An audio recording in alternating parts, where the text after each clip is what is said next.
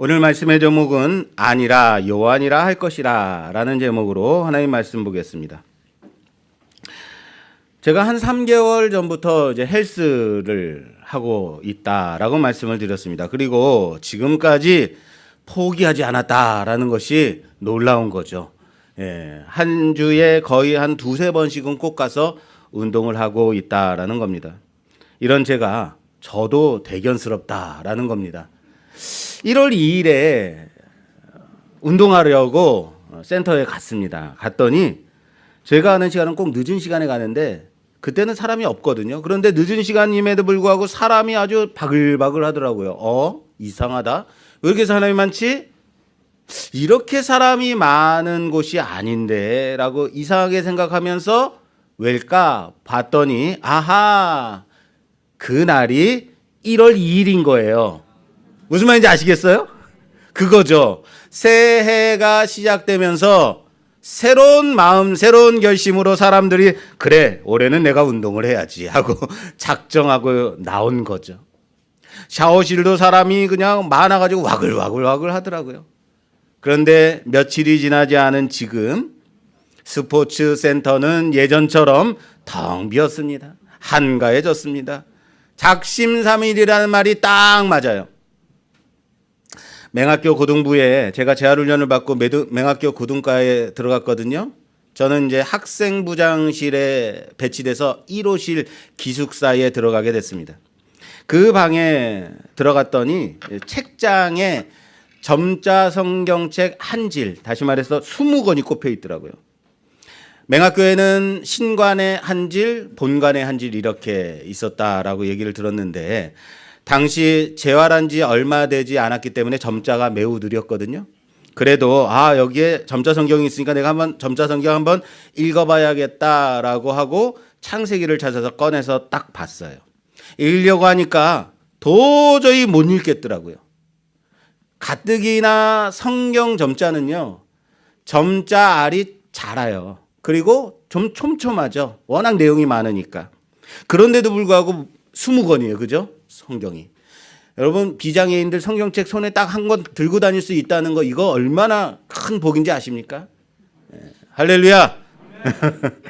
그런데 그렇게 촘촘하고 저말이 자른데도 자라서 읽기가 어려운데 거기에 써 있는 저말까지 뭉그러져 있는 거예요. 흐려져서 읽을 수가 없는 정도로.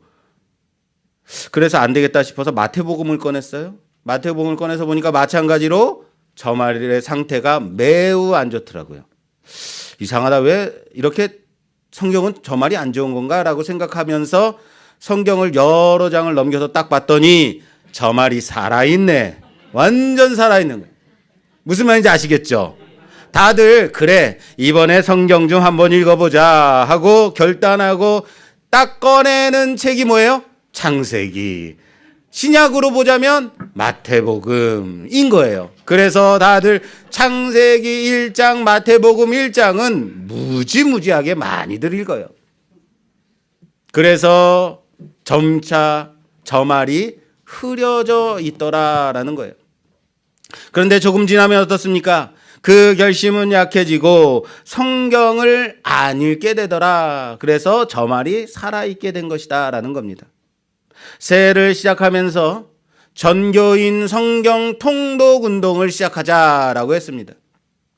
열심히 따라 읽어가시는 여러분들이 참 자랑스럽습니다.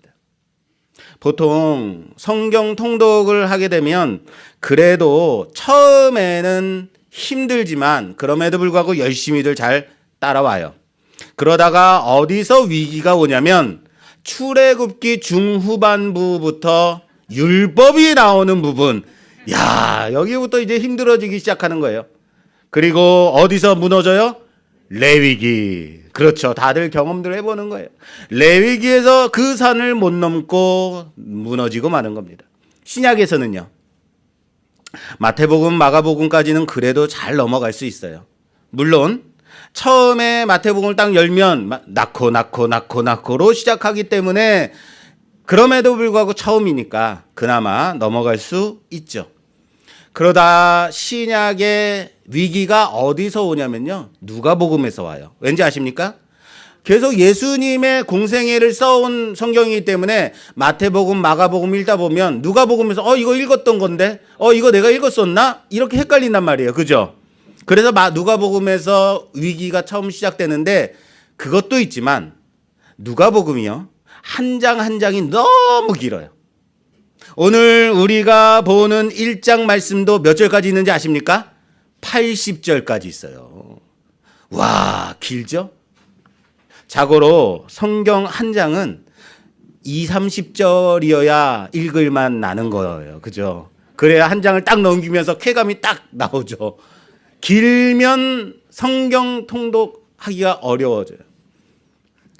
성경이 길면 어때요? 성경을 틀어놓고 이제 끝나나 저제 끝나나 그거 기다리는 거예요. 그러다가 딱 끝나. 다음 장으로 넘어가면 야, 읽었다. 그건 읽은 게 아니에요. 뭐 한 거예요? 성경 한 장 끝나기를 기다린 거예요. 듣지를 않아요. 여러분 80절도 긴데 시편 119편은 몇 절인지 아십니까? 167절. 176절이에요. 어마어마 길죠? 누가복음 1장은 비에 기여할 바도 아니에요. 누가복음 1장이 80절인데도 불구하고 아직 여기에 예수님의 탄생은 나오지도 않았어요. 예수님의 탄생을 예언한 부분은 나오지만 예수님은 아직 탄생하지 않았어요. 이렇게 긴데 80절. 1절에 이 긴 내용을 다 어디에 할애하고 있냐면 세례 요한의 탄생에 기록하고 있다라는 거예요. 그리고 2장으로 넘어가서야 그제야 예수님이 탄생하게 되죠. 세례 요한이 뭐가 그렇게 중요한디? 뭐가 그렇게 중요하다고 성경의 80절을 세례 요한의 탄생에 할애하고 있을까? 세례 요한이 그렇게 중요한 걸까요?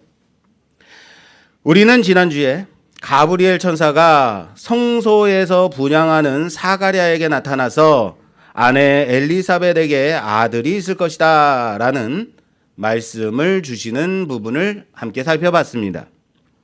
사가랴는 믿지 못하고 아이를 낳을 때까지 말을 못하게 됩니다. 여기 말을 못한다라는 것은 단지 말만 못하는 것이 아니라 귀까지 들리지 않게 된 거예요. 그래서 세상과 전혀 소통할 수 없게 된 상태를 말하는 겁니다. 말씀은 사가랴에게 아들이 있을 것이다 라는 이 말씀을 주시고 그리고 6개월이 지난 후에 마리아로 시선을 옮기게 됩니다. 그리고 가브리엘은 마리아에게 성령으로 아들이 잉태할 것을 말씀하시게 됩니다. 우리가 아는 대로 마리아는 주의 여종이오니 말씀대로 이루어집니다 라고 고백하고 가브리엘 천사는 떠나게 됩니다. 마리아가 이렇게 멋진 고백, 주의 여종이오니 말씀대로 이루어지리다 라고 고백할 수 있었던 것은 아마도 가브리엘이 보라 내 친족 엘리사벳도 늙어서 아들을 배었으니 라고 아들을 배었느니라 본래 임신하지 못한다고 알려진 이가 이미 6달이 되었다라고 말씀해 준 그 부분도 분명히 작용했을 것이다 라는 겁니다. 어떻게 나는 남자를 알지 못하는데 아이를 가질 수 있겠습니까? 그랬더니 내 친척 엘리사벳도 이미 아이를 가진 지 6개월이다.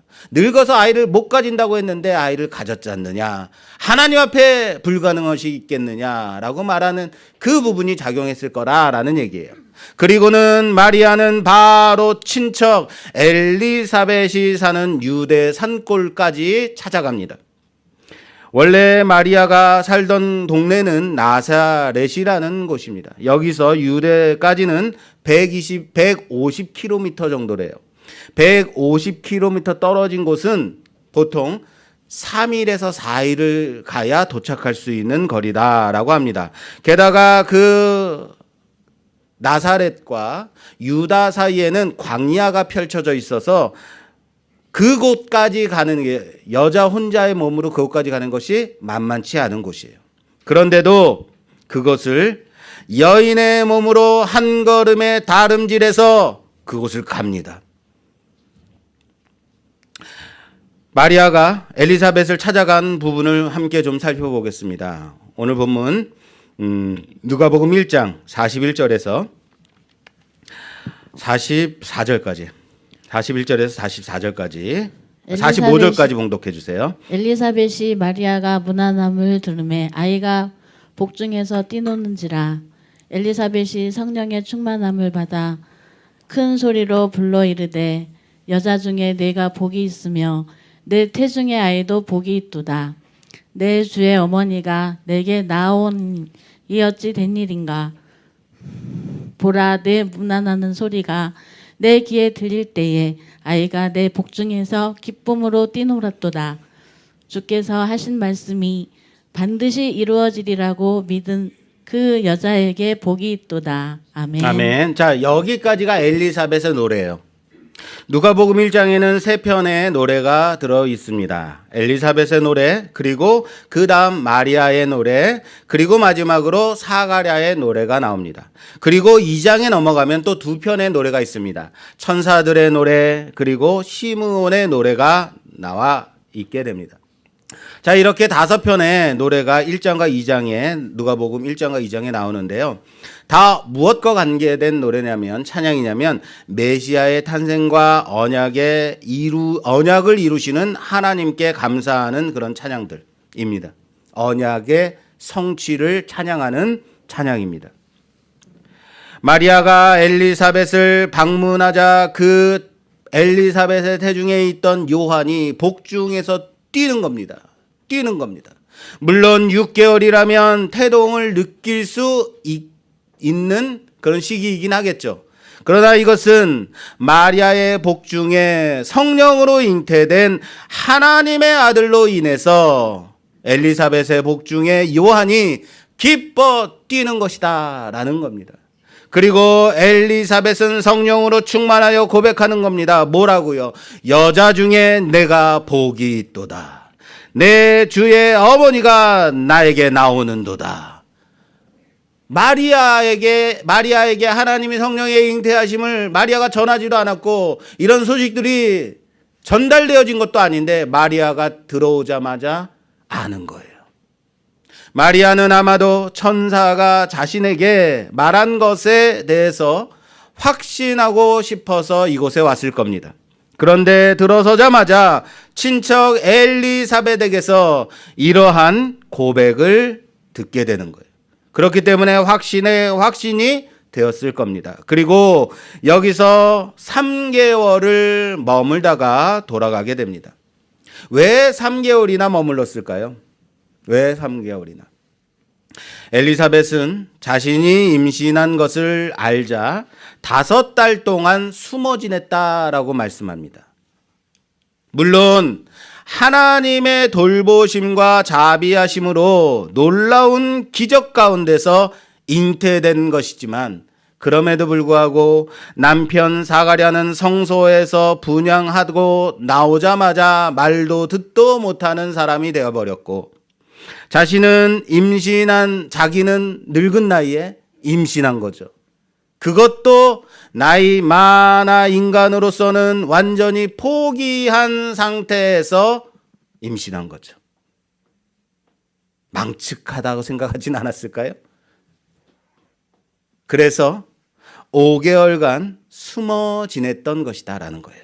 그런데 자신의 친척 마리아가 자기에게 온 순간 성령의 충만함으로 그에게 하나님의 아들이 임신되었음을 알게 되었고 큰 소리로 숨어있던 사람이 조용조용히 말하던 사람이 큰 소리로, 여기서 큰 소리라는 말은 이렇게 제가 마이크를 잡고 말하듯이 아주 큰 소리로 모든 사람이 듣도록 말하는 거예요.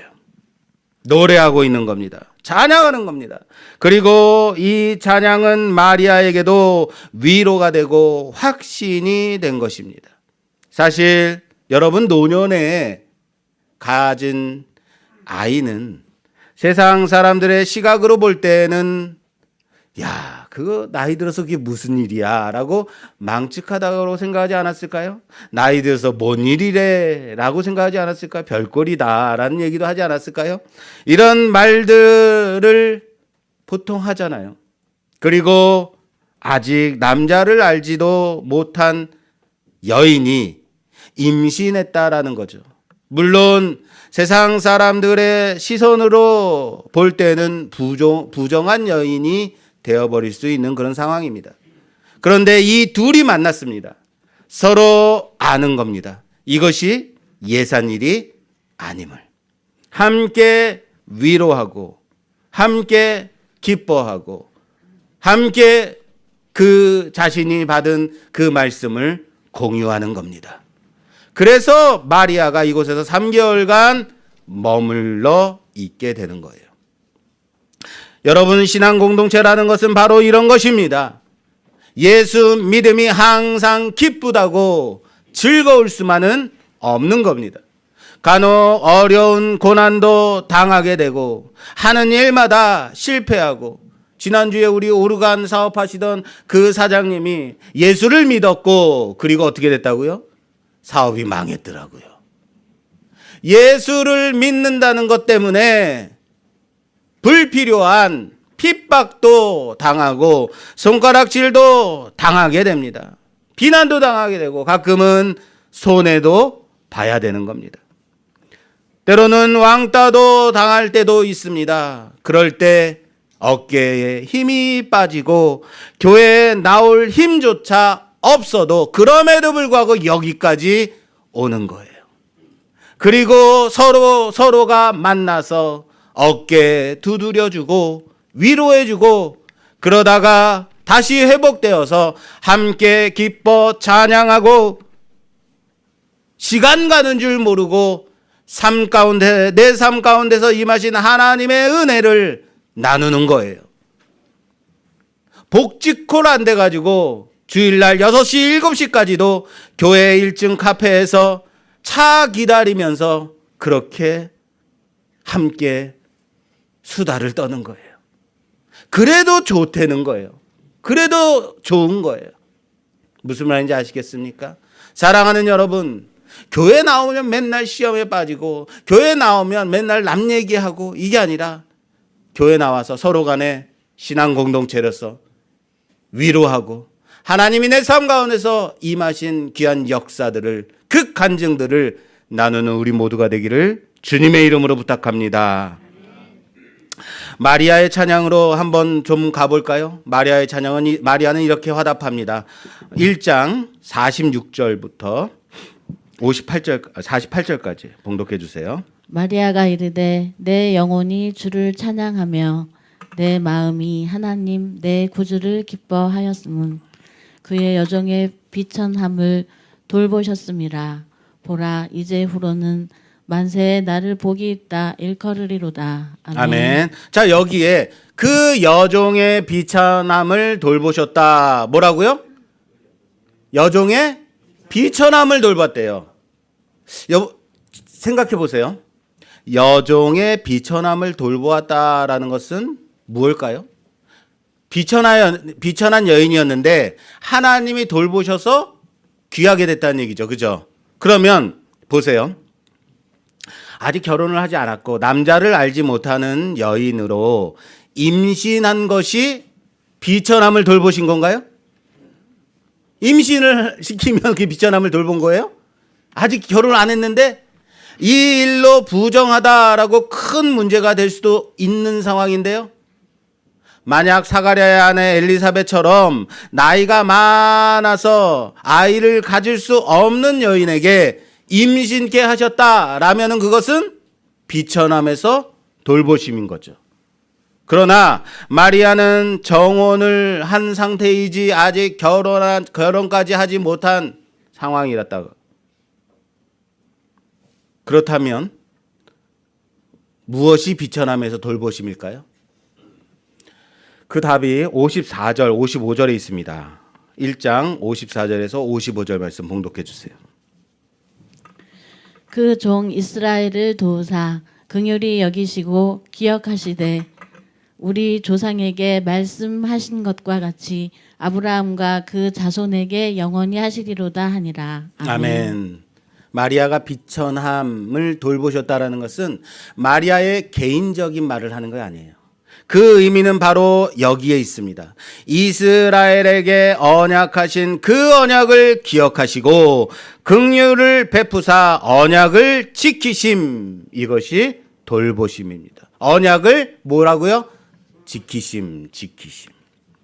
여기 비천함은 단지 자기 자신만을 가리켜서 말하는 개인적인 것이 아닙니다. 이스라엘 전체의 상황이 이 비천함 속에 있었다라는 겁니다. 그리고 하나님은 아브라함과 이삭과 야곱과 맺은 그 언약을, 다윗으로 맺은 그 언약을 기억하시고 그 긍휼을 지금 마리아 자신을 통해서 베풀고 계심을 찬양하는 겁니다. 그리고 이 비천함을 돌보심은 영적 이스라엘인 지금의 우리까지 베푸신 긍휼이라는 사실을 믿으시길 바랍니다. 다시요.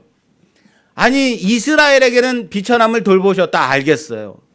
그런데 그것이 우리에게는 하나님이 그 긍휼을, 아브라함과 맺었던 그 구원의 언약을 지금 여기 있는 우리에게까지 성취하고 계시다는 사실을 믿으시는 우리 모두가 되기를 주님의 이름으로 부탁합니다.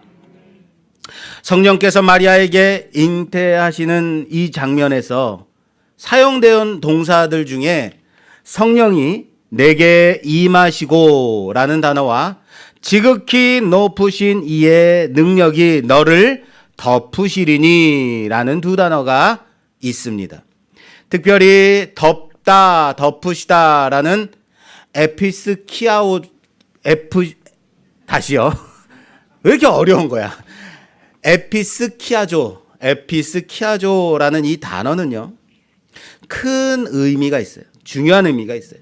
이 덮는다라는 말은 70인역 성경에 보면 회막에 구름이 덮이 있다라고 할 때 사용된 단어예요. 회막에 하나님의 영광의 구름이 덮일 때. 시편 91편 말씀에는 여호와께서 그 날개로 자기 백성을 덮으신다라고 할 때 사용했습니다. 신명기에서는 하나님은 독수리 날개로 자기 백성을 보호하신다라는 말에 사용이 된 단어입니다. 신약 성경에 와서는 이 덮는다라는 단어가 변화산성에서 구름이 제자들을 덮을 때 사용된 단어라고요. 무슨 말인지 아시겠어요? 전체 성경에서 이 덮는다라는 단어는 하나님의 자기 백성에 대한 보호하심, 성령께서 신성으로 인간 마리아에게 임하셔서 잉태하게 하실 때에 하나님이신 그분께서 사람을 다루는 방식을 보호하심으로 말씀하고 있는 거예요. 마치 어미새가 알을 품듯이, 닭이 병아리를 자기 날개로 보호하듯이 하나님께서 인생을 다루시는 방편은 보호하심이라는, 덮으심이라는 사실을 믿으시길 바랍니다. 그러므로 우리는 이 한 구절, 그 종 이스라엘을 도우사 긍휼히 여기시고 기억하셨다라는 말씀이 아브라함과 그 자손에게로 연결되어 이어지고 있는 구절을 보면서 그리스도의 오심이라는 이 주제가 자기 백성을 향하신 하나님의 변함없으신 긍휼과 자비하심이라는 것을 발견해야 합니다. 예수 그리스도께서 오신 것은 자기 백성을 맺은 언약을 기억하시고 돌보시고 보호하심의 언약이라는 사실입니다. 그리고 이 찬양은 마지막 세 번째 사가랴의 찬양으로 이어지게 됩니다.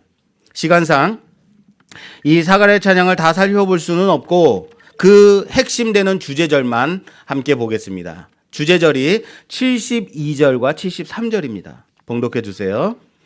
72절에서 73절입니다. 우리 조상을 긍휼히 여기시며 그 거룩한 언약을 기억하셨으니 곧 우리 조상 아브라함에게 하신 맹세라. 아멘. 자, 여러분. 엘리사벳 찬양, 마리아의 찬양, 사가랴의 찬양 다 무엇이 두드러지고 있냐면 언약이에요. 언약의 회복, 하나님의 기억하심, 하나님의 돌보심, 그 언약을 성취하심. 모든 노래들이 다 거기에 집중되고 있어요. 72절과 73절은 이 노래의 가장 중앙, 가장 가운데에 위치한 부분입니다. 유대인들의 글을 쓰는 방식에서 가장 끝에서 노래의 처음과 맨 마지막에서부터 가장 중앙으로 주제가 핵심이 모아지는 스타일로 글을 씁니다. 가장 가운데 위치한 부분 주제절입니다. 사가랴의 찬양을 볼 때에 72절과 이 73절을 가운데 두고 양 사이드로 71절과 74절로 하나님의 구원을 노래해요. 그리고 그 바깥으로 70절과 76절로 선지자로 둘러싸고 있어요.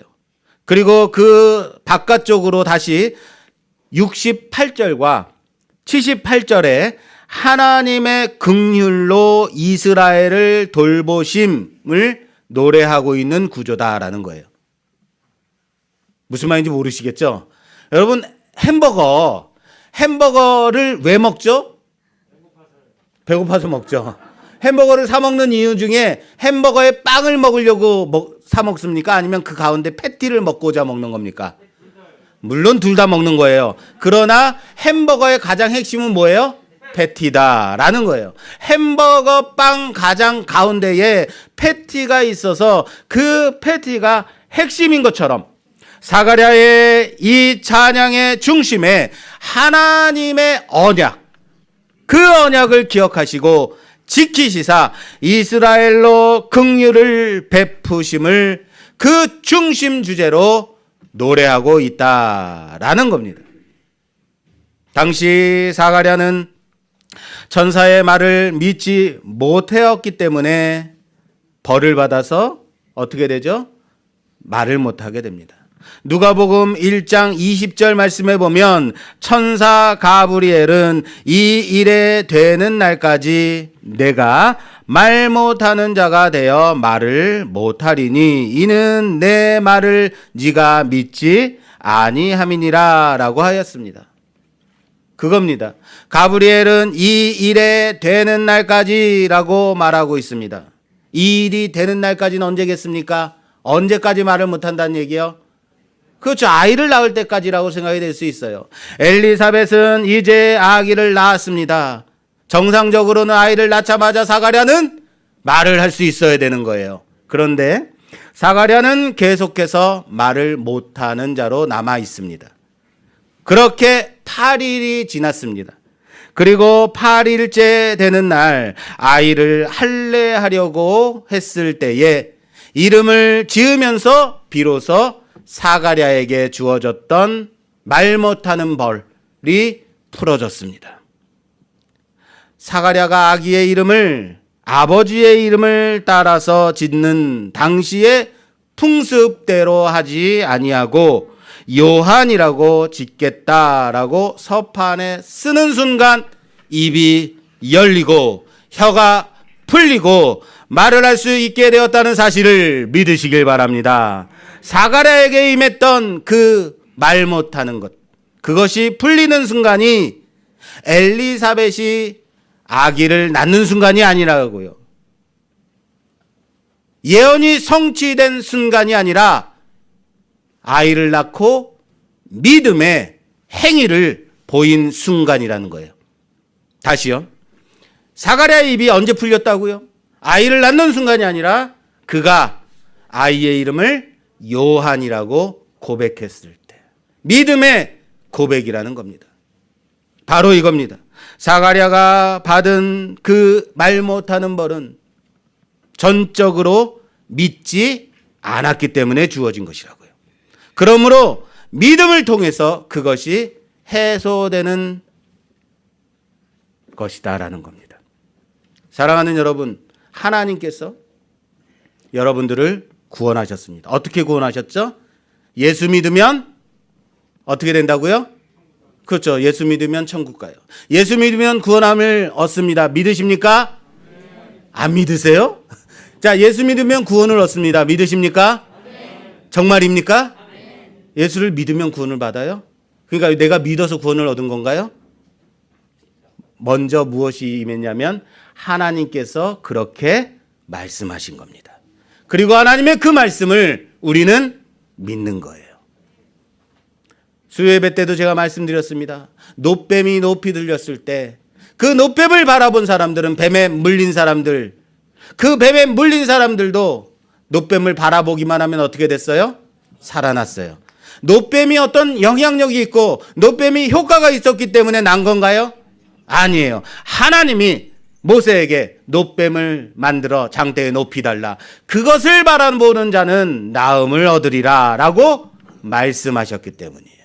그리고 그 말씀을 믿음으로 놋뱀을 바라보는 자마다 살아난 겁니다. 구원함을 얻은 것입니다. 사람들은 가문의 전통을 따라서 아버지의 이름을 이어받아 사가랴라고 이름을 짓자라고 말을 하는데 세례 요한의 어머니 엘리사벳이 말합니다. 아니라 요한이라 할 것이라. 따라서 합시다. 아니라 요한이라 할 것이라. 강력하게 말하는 겁니다. 유대인에게 이름이라는 것은 자기 자신의 정체성을 말하는 것입니다. 가문의 기업을 잇는 이름인 것입니다. 다시 말할까요? 사가랴의 아들은 전통을 따라 사가랴라는 이름을 이어받아야 기업을 잇는 거예요. 제사장으로서의 직무를 할 수 있는 겁니다. 그래서 사람들은 아버지 사가랴에게 가서 이 일을 어떻게 할지 물어봅니다.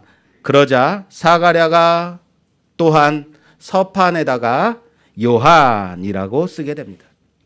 물론 부부니까 서로 간에 입을 맞췄겠지라고 생각될 수 있어요. 우리는 항상 이렇게 의심을 하죠. 그러나 사가랴가 말을 못하게 된 것은 단지 말만 못한 것이 아니라 듣지도 못하는, 전혀 소통이 되지 아니하는 상태였다라고 말씀드렸습니다. 그럼에도 부부가 따로 그 아들의 이름을 말하는데 요한이라고 동일한 이름을 말하고 있는 것, 이것은 매우 놀라운 일인 겁니다. 그리고 사가랴가 서판에다가 요한이라고 이름을 적자 사가랴의 입이 풀려 말을 할 수 있게 되었고, 믿음으로 그 이름을 고백했을 때에 그 입이 풀려졌습니다. 그리고 처음으로 그 입으로 한 말이 무엇이냐면 하나님을 찬양하는 노래. 하나님을 찬양하는 노래라는 사실을 우리는 알아야 됩니다. 사가랴의 말 못함은 이스라엘을 보여주는 것이다 라고 했습니다.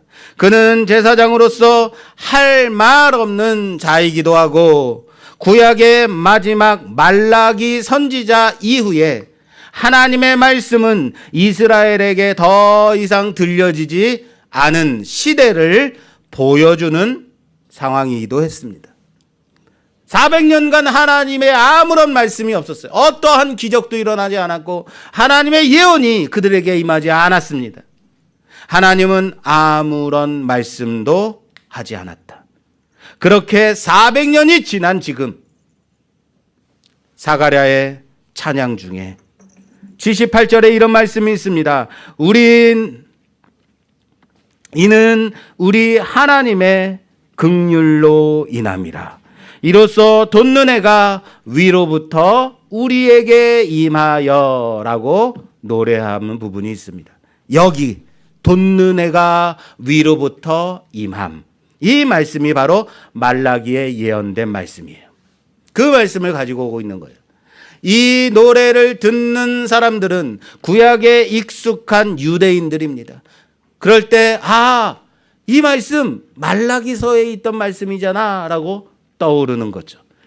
그리고 예수 그리스도의 나심으로 다시 하나님의 이스라엘을 향하신 긍휼의 음성이 들려지게 된 것입니다. 마찬가지로 사가랴의 말 못함이 그의 아들 세례 요한의 탄생과 함께 그리스도의 나심을, 하나님의 언약의 성취를 그 입으로 찬양하고 있는 것입니다. 이제 하나님께서 이스라엘에게 비로소 다시 말씀하시기 시작했습니다. 감동적이지 않으십니까? 하나님께서 전혀 아무 말씀 안 하시다가 400년이 지난 지금 다시 그 하나님의 말씀이 임한 겁니다. 요한은 전통을 따라 아버지의 이름을 이어받아서는 안 되는 사람입니다. 그는 하나님의 자비하심의 선물로 메시아 앞에 앞서 온 광야에 외치는 소리인 것입니다. 전통은 여전히 끊어진 하나님의 음성에도 불구하고 그 할 말 없는 제사장으로서 그 기업을 이어받으라 라고 말합니다. 그러나 이전 세대의 죄악을 끊고 새 시대를 열 요한의 이름은 하나님의 자비의 선물입니다. 따라서 합시다. 요한의 이름은 하나님의 자비하심의 선물이다. 맞습니다. 그 긍휼로 인해 그 언약을 지키시는 하나님이시다라는 겁니다. 그래서 요한의 이름은 요한이어야만 합니다. 세상은 우리로 살던 대로 살라고 합니다. 그게 편한 것이다라고 유혹합니다. 주의를 지키려고 할 때 주의를 일해야지 돈을 더 많이 벌 수 있다라고 얘기합니다. 원장들은 우리에게 주의를 일하라고 합니다. 그게 네 신상에도 좋아라고 말하죠. 남들처럼 살면 그게 지혜다라고 말합니다. 그래서 세상의 방법이 좋은 것처럼 보일 때도 있습니다. 그러나 우리는 그 앞에서 단호해야 합니다. 세상 가운데서 단호해야 됩니다. 아니라 요한이라 할 것이다. 아니다. 세상의 방법이 아닙니다. 세상의 전통과 방식이 아닙니다. 율법의 얽매인 구습을 따라 사는 것이 아닙니다. 이제 예수 그리스도로 인한 새 생명의 시작이요 하나님의 긍휼의 증거이며 언약의 성취인 예수 그리스도의 시작이라는 사실을 믿으시길 바랍니다. 그리고 오늘 누가복음 1장은 80절 아이가 자라며 심령이 강하여지며 이스라엘에게 나타나는 날까지 빈들에 있으니라고 마무리됩니다. 바로 이겁니다. 세상에 다시 나타날 때까지 빈들에서 광야에서 하나님과의 온전한 만남 속에서의 연단과 훈련인 겁니다. 그리고 주의 손이 그와 함께 하심이므로 그가 강해집니다. 사랑하는 여러분, 오늘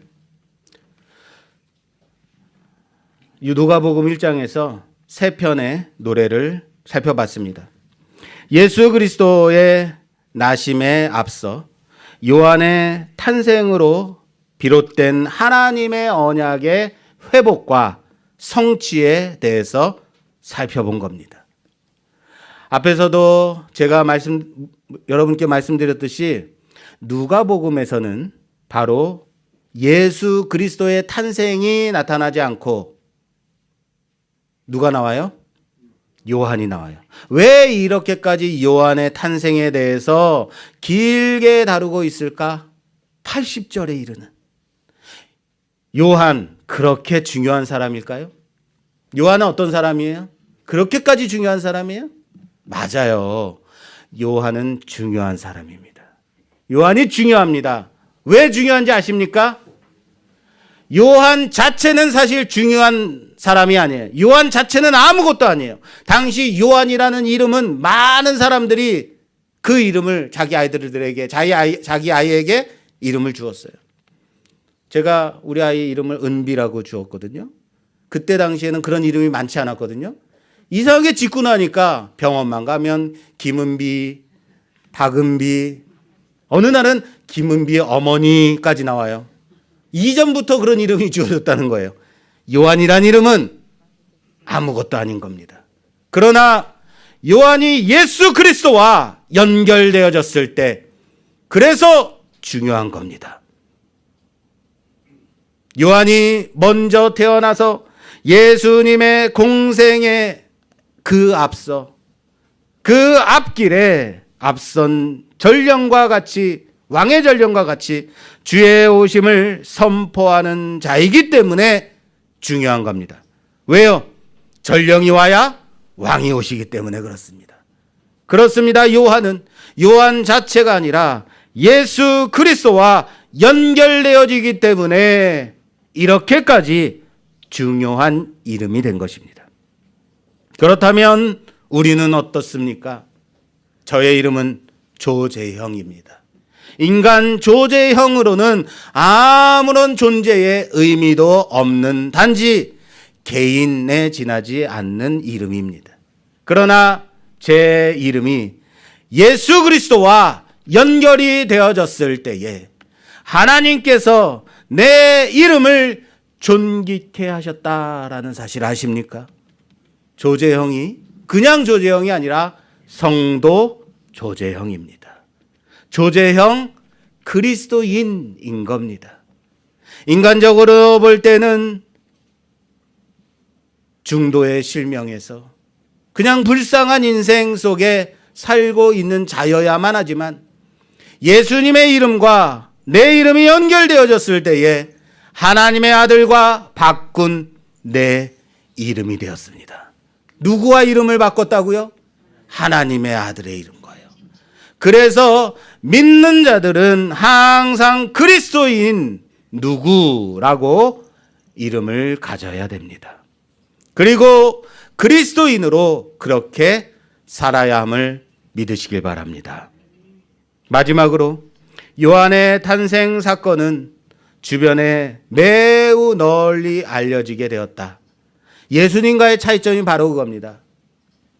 우선은 제사장 사가랴가 성소에 들어갔다가 나오자마자 말 못하는 자가 되어서 그 나온 후부터 늙은 부부에게 아이가 잉태되었으니까 분명히 하나님의 돌보심이 있었구나라고 많은 사람들이 생각했을 겁니다. 그리고 많이 알려졌을 겁니다. 그리고 아이가 태어나 그 이름을 짓는 순간 사가랴의 입이 열려 하나님을 찬양하게 되었으니 주변의 모든 사람들은 이 놀라운 사건을 가만히 두고 볼 수 없었을 겁니다. 그래서 말씀도 이렇게 말합니다. 이 모든 말이 온 유대 산골에 두루 퍼지매 라고 말하고 있습니다. 무슨 말인지 아시겠어요? 두루두루 멀리 퍼져나갔다라는 거예요. 400년간 아무 선지자도 없었고 하나님의 말씀이 끊겨진 지금 하나님이 보내신 주 앞에서의 큰 자가 태어났다라고 말하는 겁니다. 이에 반해서 진정한 주인공이신 예수님의 탄생은 어땠습니까? 매우 고요했습니다. 아무도 모르는 베들레헴 골짜기에 어느 말구유에 태어나셨습니다. 세상의 스포트라이트를 받고 태어난 세례 요한에게 사람들은 집중하고 있었을 때, 모든 사람들이 그에게 집중하고 있었을 때, 그의 자라남을 보고 있었을 때에 우리 예수님은 조용히 가만히 이 땅에 오셨고 나사렛에서 자라나셨다라는 겁니다. 그러나 여러분, 만약에 반대로 주님이 요한처럼 모든 스포트라이트를 받았다면 헤롯에 의해서 더 많은 죽음의 위협을 당하지 않았을까요? 그러지 않아도 동방에서 박사들이 찾아와서 왕으로 오신 분이 어디에서 태어날 거냐고 물어봤을 때 이것 때문에 당시에 태어난 아이들을 다 죽인 헤롯 아닌가요? 만약 세상에 구주로 오신 왕으로 오신 주님이 모든 집중을 받았다면 가만히 내버려 두지 않았을 것이다 라고 생각하는 것은 어렵지 않습니다. 세례 요한은 진정한 주인공이신 예수님 앞서 그 모든 스포트라이트를 대신 받고 그 앞길을 먼저 가고 있습니다. 사랑하는 여러분, 그럼에도 불구하고 자신은 메시아가 아님을, 자신을 내 뒤에 오실 그분의 길을 곧게 하기 위해서 외치는 소리임을 항상 선포하는 자였다라는 겁니다. 그리고 예수님에 앞서 먼저 잡혀서 순교를 당하는 겁니다. 순교를요.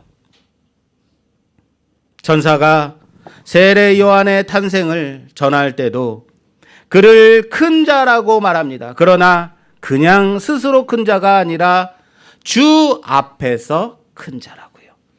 따라서 합시다. 요한은 주 앞에서 큰 자다. 진정한 큰 자는 예수 그리스도이신 겁니다. 그가